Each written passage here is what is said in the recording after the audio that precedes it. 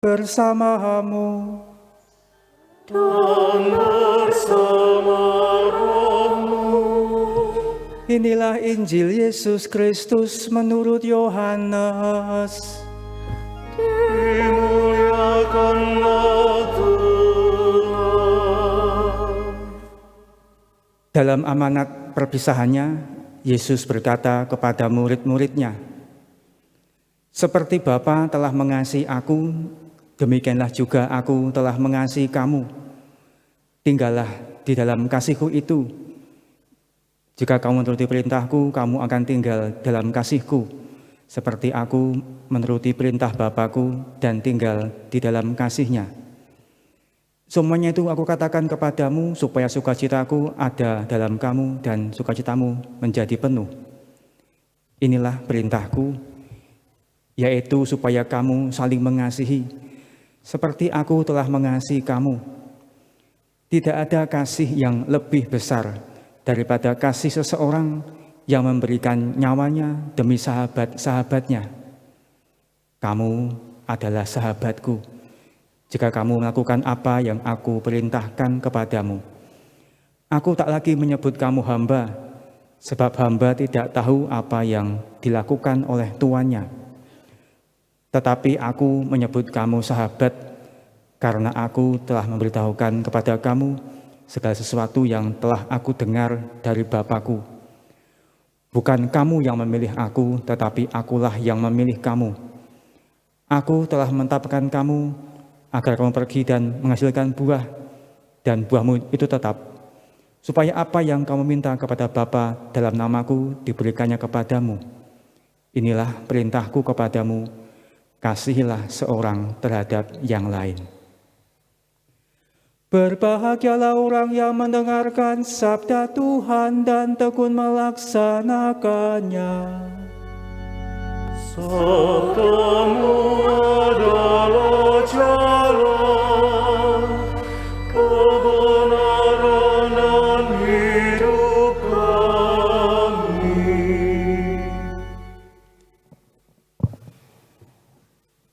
Bapak, Ibu, dan teman-temanku sekalian, apakah Anda pernah memperhatikan adanya patung Yesus di depan pintu gerbang gereja? Terutama prasasti tulisan yang ada di bawah patung Yesus itu, yang tepatnya ada di Taman Miriam itu, yang dituliskan dalam dua bahasa Jawa dan bahasa Belanda.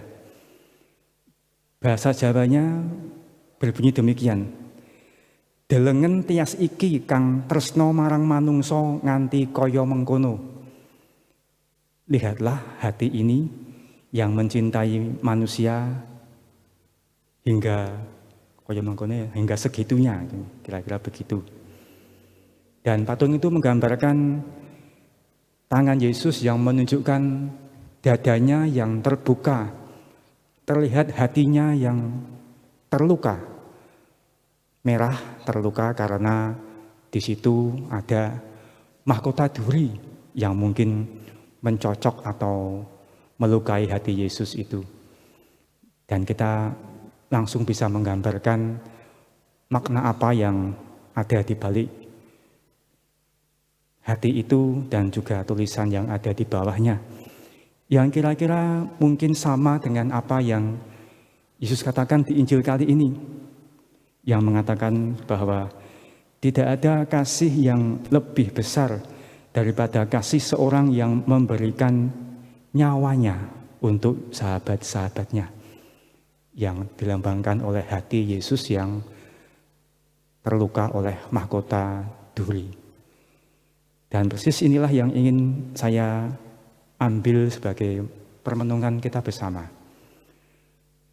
Mungkin pula Anda kurang sempat memperhatikan patung Yesus itu, yang mungkin sejak saya belum lahir sudah ada di sana, karena ditulis dalam bahasa Belanda. Mungkin itu juga dibuat ketika gereja ini masih diampu oleh romo-romo Belanda. Kita kurang memperhatikan itu persis kita juga kurang perhatikan berbagai macam kasih.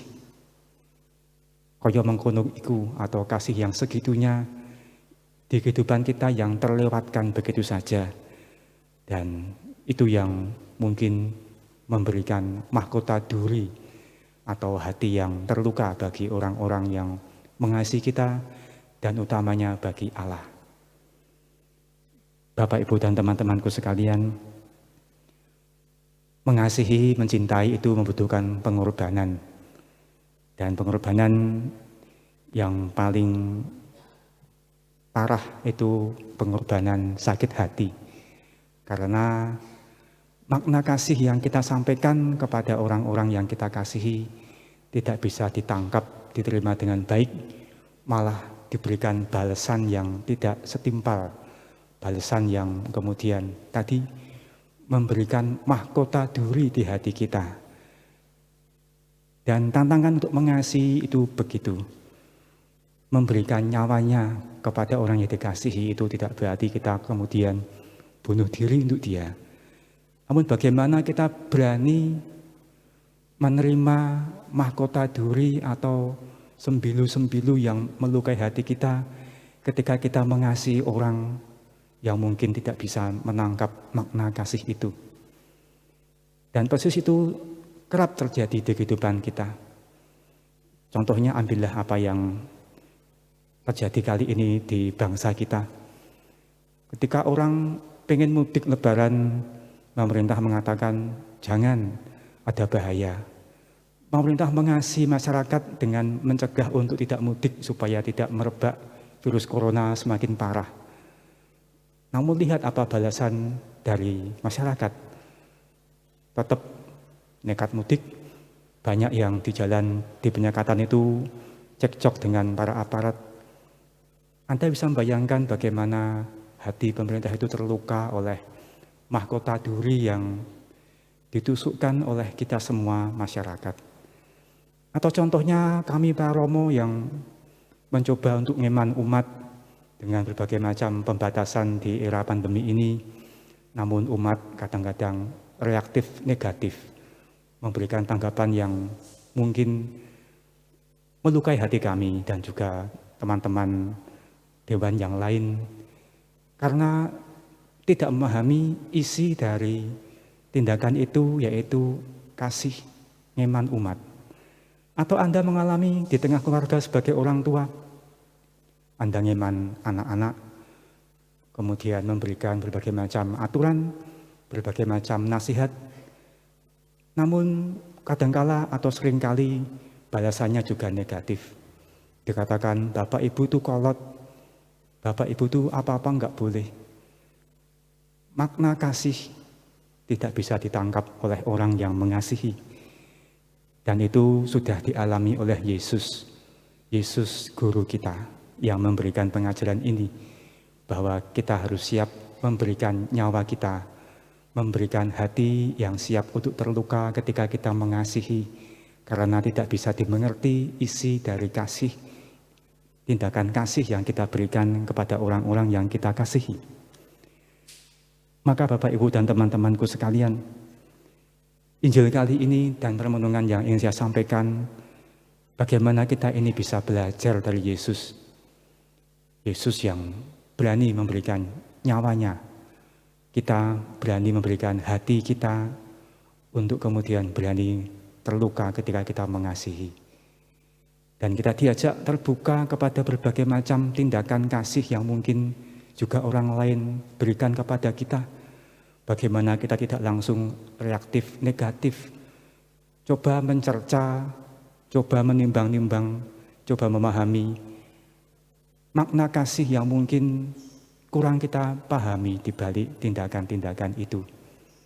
Dan rahmat Tuhanlah, rahmat Tuhan Yesus Sang Raja Cinta yang kita mohonkan agar kita bisa memiliki keutamaan memberikan nyawa, berani memberikan hati yang terluka ketika kita mengasihi dengan segenap hati, berani menerima segala balasan reaktif negatif dengan hati yang sabar dan mendoakan mereka sambil terus berusaha untuk mencari cara yang lebih kreatif dalam memberikan tindakan kasih sehingga bisa dipahami oleh orang-orang yang kita kasihi dan akhirnya mereka memberikan reaksi yang positif dan mensyukuri kasih Allah yang boleh kita alami, yang boleh kita saling berikan satu sama lain sebagai para murid Kristus.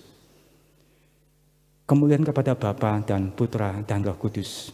Seperti pada permulaan, sekarang, selalu, dan sepanjang segala abad.